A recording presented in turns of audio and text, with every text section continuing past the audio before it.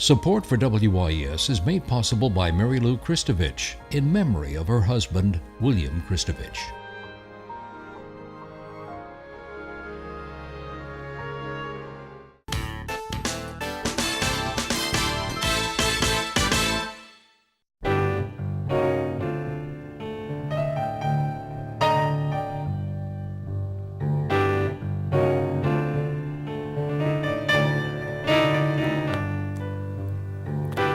Good evening, I'm Peggy Scott Laborde, and welcome to Steppin Out, spotlighting the New Orleans area's arts and entertainment scene. Seated at our table tonight, children's book author Jeanette Downing, who is the recipient of the Louisiana Book Festival's Writer of the Year Award. Welcome. Congratulations. Thank you so much. Woo. Poppy Tooker, host of the radio program Louisiana Eats, airing twice weekly on WWNO Radio, and statewide, too, we know. Good to see you. Nice to be here. And making his Steppin Out debut is Chris Lusk, and he is the executive chef for the Caribbean Room, of course, in the Pontchartrain. Welcome. Nice to see you, sir. Hello. And Steppin Out theater critic Alan Smason, who is also editor of the Crescent City Jewish News. Welcome back. Hey. First up, though, Miss Puppy. First of all, you know, Frank Brightson calls me pop star. Pop star. Yes, he does. I love that. As it should be. Love that, Frank. But anyway, we're going to start off down on Decatur Street because we want to wish Cafe Spisa a very happy first anniversary. They've actually been reopened, the rebirth of that place for a year now. And Craig Napoli and his partner, executive chef Alfred Singleton, of whom I am a big fan, are doing the most unbelievably generous thing. 100% of the proceeds from dinner and Sunday brunch for the entire month of October, 100%, is being donated to Cajun Airlift. And I just don't know Helping anybody the folks in Houston. Actually, now And they're really elsewhere? concentrating on Puerto Rico. Oh, wow. And Okay. so Gee. those poor people, you know, but Yeah. what an incredible thing to do.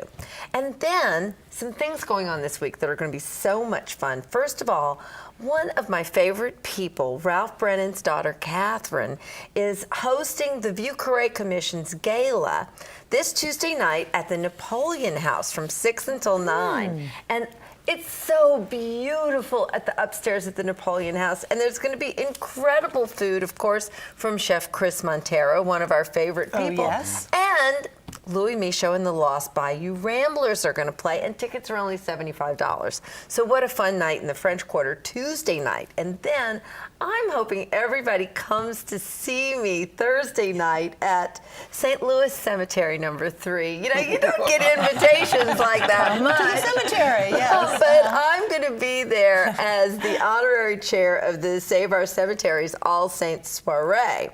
And what is really going to be fun is that the VIP party is going to include a tour, a private tour that I'll be giving of the Camorra Sisters, that's the Quarter Two Sisters tomb, the Galatois tomb, amongst them. But best of all, there's going to be food and drinks set up at each of the tombs. And when we get to the Tujague's tomb, there'll be food, of course, from Tujague's. And my favorite Julian L. Tinge, the cross-dressing ghost, is rumored to be popping out from behind the tomb. So I can't think of a way to have more fun Thursday That's night. a really good idea, though, to have the food related. Absolutely. Have the party in the cemetery. And this is, of course, across from Cabrini. Correct. Yes, What Cabrini. fun. And then while we're in that Halloween mood, I have to, of course, mention our next drag queen brunch benefiting the New Orleans. I'm sorry I got that drag queen theme going, but oh my God, they're so beautiful. And this is from last Sunday's event at Trinity. And so it's going to be Halloween themed at Tujague's on Sunday, October the 29th. Who knows if the cross-dressing ghost will show. And then the next one will take place at Tube South on Sunday, November 12th. And it benefits Food for Friends, which is also serving not just the HIV and AIDS community now, but they're also delivering food to people who are suffering with cancer. Oh, okay. Well, great. Thank you so much. Yeah. And moving to Jeanette. Jeanette, you are busy busy. Every time I see you, I say, what's the new book, the next book? And you always have an answer. But tell us about some of your new books, and then we'll talk about the book festival. Well, I have Mumbo Jumbo, Stay Out of the Gumbo. You know, I love the food themes. But this one it's a Cajun Mardi Gras book, and it has a twist. Usually in Cajun Mardi Gras, the revelers chase the chicken, and they have a communal gumbo at the end of the parade. Well, this year, in this book, the chicken outsmarts the revelers, and at the end, he tells all the animals to hide, and at the end of the book, all the revelers have to eat gumbo zerbs. A vegetarian gumbo. So this is my first vegetarian book. Oh, congratulations. And ironically, I've turned into a plant-based diet. So, yeah, so, yes. Well, very good. Very nice. I know you're working on another one we'll talk about a little later. But most importantly, not this weekend, but next weekend, you will be very much featured, receiving an award at the Louisiana Book Festival. It's such an honor. I cannot believe it. Ernest Gaines is a past recipient, and John Bigonet, and Tom Piazza. I mean, all of these fabulous people were past recipients. And when they told me, I wanted to say, are you sure? You know, but I didn't. But it's just really a great honor, so I'm looking forward to it. Thank you. And I think they usually do this in the chambers. They do, the House Chambers. The House Chambers, using that space. The way they use the space for the book festival, which is just one day, it's that Saturday, but there are a lot of family-related events, stuff for the kids, but also panels within the building. They have a lot of meeting rooms, and so it's an interesting mix. But I know you wanted to mention a few featured authors too. Alton Carter will be there, and Beth Ann Finley, and Peggy Scott Laborde will be there. Of course, in good company. Well, there'll be conversations about tricentennials, and also with Errol Laborde and other folks. But I'll be interviewing actually Eric Paulson. And we'll be showing the documentary of the interview he did in 1981 with Tennessee Williams. Oh, so it's going to be a full Saturday too. But one of the things that I so enjoy about what you do is not only do you do your books, but you also do performance many times with your husband. Yes, I do, and I'll be doing a performance at the book you festival. are? Okay, small, good. 30-minute show in the storytelling tent. That's the great thing about the book festival. Like you said, there's so many children's activities, so it's for the whole family. So I'll be doing a performance there as well, and an author talk. So. And once again, for more information about the Louisiana Book Festival, you can go to their website. There's an entire list of who's going to be there, and, in addition to all the folks that we have mentioned. One of my favorite scenes, if you will, for you, Jeanette, is when I see you also at the children's tent at the Jazz Fest. Once you all performing, and the kids really get into it. And these are original songs that you've come up with. Original songs, yes. And you were usually in the audience, and that's so kind, very sweet of you. Among the taller children. Yes. Yes. And this year we had Irma Thomas come, and she brought her daughter, and she was dancing out in the audience, and it was just amazing. But the children are just lovely, and I think it's been my 29th year, maybe. This will be my 30th anniversary as a musician in 2018. Wow. So, and I know you've traveled all over the world with it, Traveled all over the world, Middle East, Asia, Africa. It's just been a blessing. It's really been great. We know a lot of people feel that they have at least, not the least, but they have a children's book in them. So what are, a lot of people feel like, I can do that, you know. I'm sure it's not as easy as it sounds like it would be. But so what are your thoughts about it? Do you write the copy and then you seek out an artist, or how does it work to do a children's book? Usually, I have illustrated some of my books, and sometimes a publisher will connect you with another illustrator if they think the illustrator works well with your text. And sometimes I've been fortunate enough to be able to select some of my illustrators. So I write the text and then see maybe whose art fits with that particular story. And for the Mumbo Jumbo, it was Jennifer Lindsley.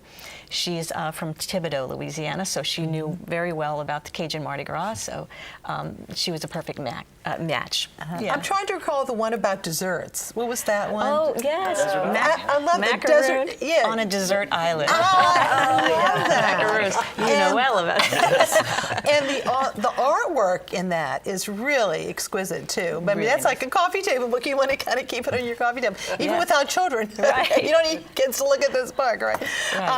But that was really, I think, now how many altogether have you written? 23, I believe. And I have 3 board books, 23 books, 10 recordings. Gee whiz. Yes, and I have no plans of stopping. I'm going. Very good, very good. Well, congratulations. Thank you so much. Well-deserved honor.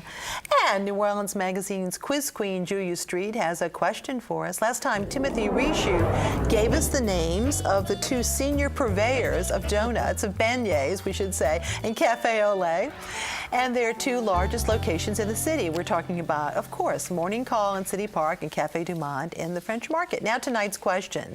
You'll love this, Poppy. These two local oyster dishes were created at which restaurants? Email your answers to steppinout@wys.org. Our prizes, a copy of the book Fantastic Saints by Ron Calamia, which is about Saints superfans, and available at all local books and his website. And also a baby onesie with the message. All right, Chris, this 4-month-old here. This little piggy went to French Market from our friends at Wearable Vegetables, and a $50 gift certificate from our pals at Kitchen Witch Cookbooks on Bayou Road, who are continuing their weekly Taco Tuesday from 5 to 7. Lots of great food there. And you can go to WYS.org for our online calendar to see our lineup of events, including the LPO Volunteers Baubles and Bubbly for Beethoven. Say that quickly, right? That's events next Tuesday. And there's a Maurice Martinez documentary screening and book signing about Creole culture at the HNOC Williams Research Center, also on Tuesday. We also have a satirical performance being featured Mr. Chris Champagne next Friday. So look at our calendar on that. And you can link to our WYES YouTube channel to see our program. And now let's talk to Chef Chris. Now, Chris, you opened the Caribbean Room, didn't you? Yes, we reopened at the Pontchartrain on St. Charles Avenue. We reopened June 2016. So that had to be a lot of fun, though, to say, I've got to create this menu. Fun and work at the same time. I think daunting would be the word. Daunting, yeah. Because I didn't grow up here, but I've heard all these great stories about the hotel and about the restaurant, and there's so many fond memories. People celebrated their graduations from college, wedding receptions, and people go there every Sunday. And it was exciting for me to be a part of the project, but like I said, a little daunting. Yes, well, especially Mile High Pie, Trout Veronique, and people's memories. Poppy, did you have a question? How do you maintain people's memories? What is the burden like of having these landmark dishes created at the Pontchartrain that now you have to teach a whole new young staff to replicate? I think the hardest part is the memory of the Mile High Pie. Apparently it was about this tall, and it's never tall enough. But I think we've gone in and we listened to what our guests said. We really took a lot of feedback from our guests about what they remembered, what they enjoyed the most, and we tried to give that to them. That room is so cheery, too. Oh, you can't, if you're in a bad mood in that room, there's something wrong. I'm keen on environment, and you've all lovingly really taken care of that. Well, you all are so kind to partake in a Season of Good Taste dinner coming up next week. Tell us a little bit about what we can expect. It'll be Tuesday, the 24th. We'll start at 6:30. And we're going to have 4 courses. We're going to start with a shrimp bisque with a little bit of curry. I've been fortunate to work with a lot of cooks from India. So it's kind of inspired me to bring in some different flavors. So a little bit of curry with the shrimp. Next course, we're going to do butternut squash, which we're getting local from Covey Rise. So butternut squash salad, and then we're going to go into a Thompson Meats is providing a turnitin for us. So we're going to do a turnitin with a onion marmalade and a little bit of truffle. Oh, sounds good. And dessert, of course, everyone's favorite is going to be a pineapple upside down cake, which was growing up one of my favorite desserts my grandmother used to make. So my pastry chef / executive sous chef, Erin, is going to make this. She makes this amazing pineapple upside down cake. I don't eat a lot of dessert, but that's one of my favorites. Well, you've been in New Orleans for a long time because you were at Cafe Adelaide, and of course, most recently, Revolution. What an opportunity to say, hi, Chris, you want your own kitchen here? I mean, that really, I usually said daunting, but it had to be very exciting, the prospect of it. Yeah, growing up in East Texas, I never imagined myself in New Orleans in a historic restaurant in a hotel. So it was one of those. I was very excited about it, and the opportunity to learn. I love the history of food. And New Orleans, what a great city for the history of food, and learning the history of these dishes and where they came from and what inspired them. And it was just a lot of fun. You know, one of the things when I went to the new and improved and renovated hotel, the Pontchartrain Hotel, and if someone hasn't been lately, they need to check it out because there are lots of great little nooks and crannies. Okay, tell us about the other food area. So we have the Bayou Bar, where the Saints actually signed their contract originally. And we have the Silver Whistle, which was the meeting place for all the influential Blueberry people. muffins. Blueberry muffins. And we've actually taken the blueberry muffin and turned it into bread pudding. Okay. That's a great idea. And you can have Mile High Pie in the Bayou Bar, I hear. You certainly can. And you can have it in the lounge. And you can have it in the lounge with Lil Wayne if you like. Too. Way to go. Was he spotted there? Well, there's a painting of Lil Wayne there. So. I was going to say, tell me about that. Now, also, one of the best views in town is upstairs. Rooftop. So Hot Tin is amazing. I actually watched the first Hot Tin. So you go upstairs and we have this wonderful bar. It opens up to the city. You can see it all downtown. And when we first opened, we actually watched fireworks up there, and it was absolutely breathtaking. It's a view we really haven't seen from uptown before. It has its own unique look. It's fabulous. Absolutely. It's now open 7 days a week. When at first it was not open on Monday nights, I remember. It is open 7 days a week, and people really seem to enjoy it, and we have a lot of people up there. Yeah. So it's a good thing. We're really enjoying it. It's a good place to go have a drink, and then hopefully swing by the Caribbean Room afterwards. Sounds good. Well, congratulations, Chris. Thank you for being with us too. And now it's time for our artist spotlight. And for the rest of October, the Herman Grima House on St. Louis, right off Bourbon, will be holding special tours and exhibits titled Death and Mourning in New Orleans. The setting includes actual clothes from the 1800s and a setup of a casket in the parlor. Visit hggh.org for more information on that, and also special mourning jewelry. It was really quite many traditions relating to dying in New Orleans. Well, between yellow fever and, sadly, we had to contend with all that. And also in our artist spotlight, we are featuring artwork that is being shown as part of a new exhibit at the Martin Lawrence Gallery on Royal Street. This is Picasso's portrait of a woman with hat, and it will be part of the Modern Masters exhibit at the Martin Lawrence Gallery on view from October 21st to November 12th. The gallery is actually holding an opening reception tomorrow from 6 to 8. And now, Ellen. Well, first off, I want to let everybody know the latest edition of the Crescent City Jewish News source is out. You'll be able to find it at fine newsstands everywhere. Okay, so we'll have that out soon. Congratulations, Alan. And again, it's sort of like old home week for me talking about the Pontchartrain Hotel because, my family had Smith's Drugstore and Smith's Records right next door, to there. So, it's kind of fun to be here today and hear some of the memories brought back again. First off, we have to talk about something very unusual. We talked about Untangled, a production at Le Petit that had to be canceled because they were doing a national road tour, and sometimes the artists rescind their rights. Well, last night we got notification that the production that was going to be done of The Battle for New Orleans, the Jim Fitzmaurice penned piece that was going to be done with the NOLA project, apparently there was some kind of a problem, and the contract is null and void, and it will not be seen. I don't know, at least for now, at least not with the NOLA project, which is a shame because A Truckload of Ink, which Jim penned and which won a number of awards, was a wonderful pairing of the NOLA project and Jim Fitzmaurice. And it would be a shame for me to consider the fact that artistically they're at odds with one another. But I hope that they patch up whatever differences there are and that we can see this wonderful work. Jim Fitzmaurice is one of our brightest stars as far as playwrights go, and I really am sorry to see that this won't be mounted. Meanwhile, a show that I was very, very happy to see mounted, that's Fun Home. And it's only in its last 2 days now. And I apologize that due to a number of situations, we weren't able to do a review on this when it first came out. But for those of you who have seen it, it's something not to be missed. It's based on the graphic novel by Alison Bechtel. Those of you who may know, it was the first time that a female creative cast had actually won the Tony Awards. That's, of course, Lisa Crone, the book writer, and, of course, the lyricist for Janine Tesori's wonderful music.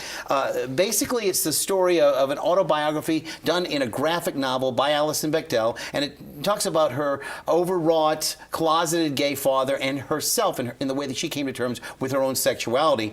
It's a coming-of-age tale in which her character is represented by 3 different periods of her life. There is a prepubescent, played by Camille Berkey, a post-adolescent, played by Taylor Lewis, and the adult Christy Bowen, that's Alison Bechdel, in 3 different versions. Fun Home established Bechdel, by the way, as a really important figure in the lesbian community at large. She took Hollywood at task for what she called the Bechdel test, in which she said that Hollywood could not put 2 women on a screen for 15 minutes without them having to talk about a man.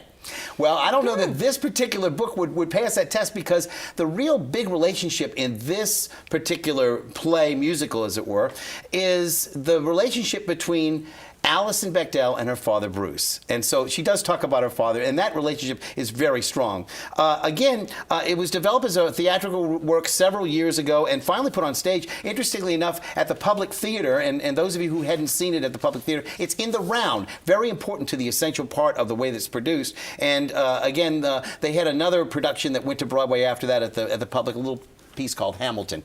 Anyway, the title of Fun Home refers to the fact that the family resided in this mansion and that it was occasionally used by her father, who was a full-blown, person to work with the dead. Funeral director. He was a mortician, yes. And again, for around Halloween, we should think about that. But it was a perfect comedic number that's in it that we actually featured on our show a few weeks back, of Come to the Fun Home. The Bechdel kids talk about their funeral essentials and accessories. Like in all families, there's never an opportunity in this particular play for humor or pathos. And I have to say that Leslie Castell does an excellent job of portraying Helen Bechdel. Of course, the heavy lifting in this particular show is also done by Jason Dowies, who plays Bruce Bechdel. Again, that relationship is so essential to the production. There are production numbers like Welcome to Our House on Maple Avenue, Raincoat of Love, which really show the dysfunctionality and also the craziness and zaniness in the family. Berkey's solo of Ring of Keys and Chrissy Bowen's final scene in Telephone Wire are both poignant and really not to be missed. And really, in the end, in this musical, there are no answers, just memories. Bruce is a suicide victim, and he comes at the end of his really a bipolar episode. And again, there's also Days and Days that's done by Leslie Castell, where she talks about the codependency that goes on in the relationship. Again, 2 perfect bookshelf endings, if you will. A great work, and again, I would also say that Amy Hayes has to be congratulated for putting it on. It's the only time that we've had this work presented here. It's brand new, fresh off of Broadway, and if you can see it, you may be waitlisted to get in to see it. There are only a few slots are available. Alan, just a quick local aside here is, of course, Michael Cerveris, who has been on our show many times and lives mainly in New Orleans, but sometimes like on Broadway, right?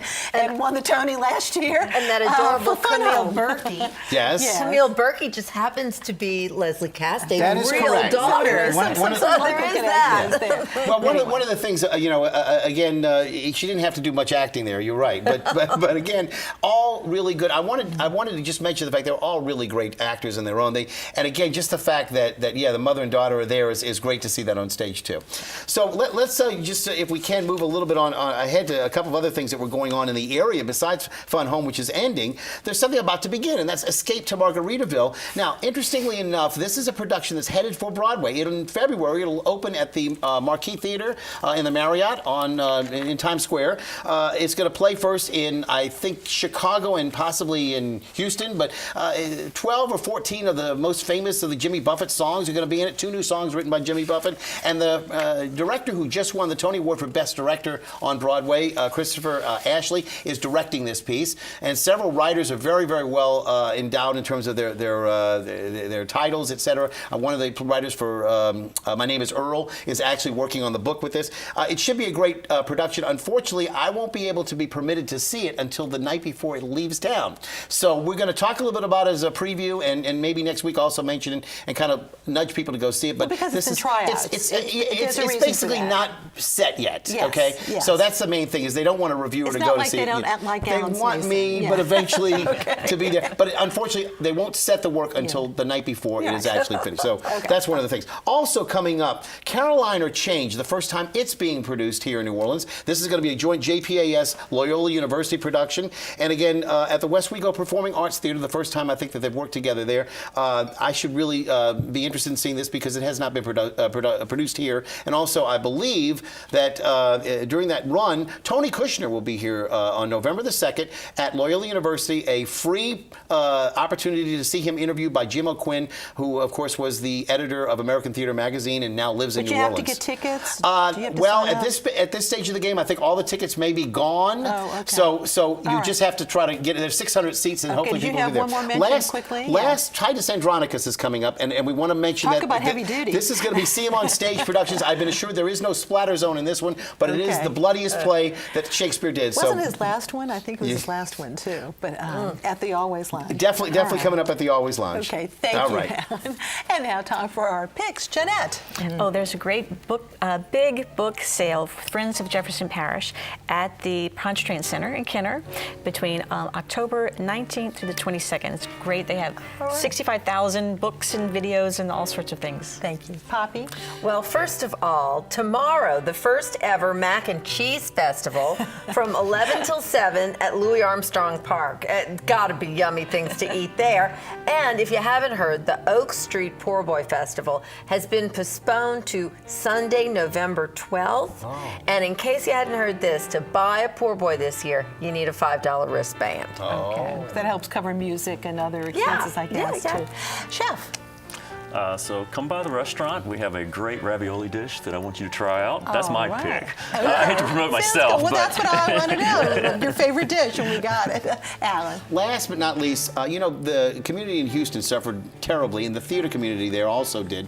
Michael McKelvey is sort of putting together a benefit for them on Monday at Le Petit Theater. A lot of really great names, and the money will all go to benefit the theater community in Houston. And of course, Michael is with the Opera Association, isn't he? No, he's with Tulane Summer Lyric. Summer Lyric, pardon me. Yeah, Still right. music, right? And he has his own production company as well. Oh, okay. Well, great. Thank you. How nice of him to do that. And my picks. NOLA Lab Rescue, as in Lab Retriever. They're holding a fundraiser and costume party titled A Celebration for the Dogs. Celebration for the Dogs. And of course, that's from 7 p.m. to 11 p.m. at the Southport Music Hall on Monticello Street, right there.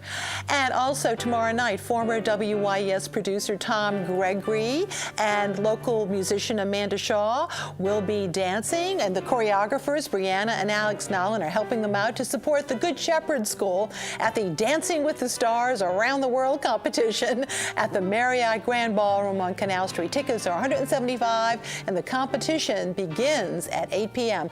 The Louisiana Landmark Society's 4th annual Fête de Jardin fundraiser will be held this Sunday at the Pitot House right there on Moss Street, from 4 to 7 p.m. The event will be featuring the Louisiana Repertory Jazz Ensemble, a fine band, and will be honoring Patricia Gay, Patty Gay, for 40-plus years, her commitment to the Preservation Resource Center. God bless her for that.